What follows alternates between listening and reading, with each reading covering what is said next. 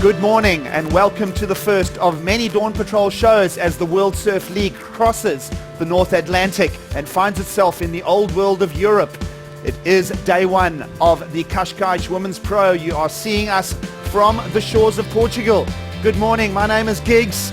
Rest assured, if I'm not a familiar face, we do have the familiar faces on board. Strider Wazalewski and Kaipo Guerrero, welcome to Portugal, day one. Thanks, Giggs. Yeah, it's a chilly morning down here, Kipes. I know you're not made for this stuff, but we're going to settle in here, and you know what? It's going to be a beautiful day. Absolutely. Lots of stuff coming up on the show, including getting Jessie Myler-Dyer on board for a real look at the commissioner's role here in Portugal, a very tricky location on tour, especially with the tidal ranges, the forecast. We'll get stuck into all of that. The major meat of the show, boys, is talking about Tyler Wright and the opportunity to reach out and grab that world title as close as here in Portugal. Yeah, definitely. I mean, it can go down right here in Cascais or down at Carcavelos. The reality is we have a title race. Tyler could take this thing down, but let's put into perspective. Courtney was here last year. She won this event. She was sitting number 2 last year and took the yellow jersey at this event, I believe, last year when she won the event. So this thing could flip-flop. Anything could happen down here in Europe. It's wide open, and Courtney loves these conditions. It's Courtney's to lose here because she, like you said, she's the defending champ.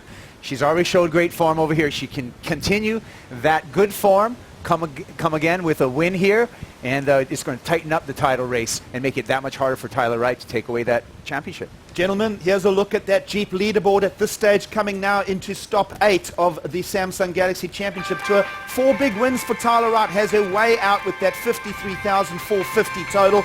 There's a big gap, guys, between herself and Courtney Conlog, but Conlog will be looking to roll her sleeves up here in Portugal. Yeah, she wins again. She's right in this thing. She's a fighter. You know, she's not just going to lay down. She knows that she's still in the race, and she loves it. Don't forget about Carissa. She's still there, too. I mean, this thing can be blown wide open. Europe is an X factor. There's so many different things to deal with here. The conditions are always changing, and anything can happen.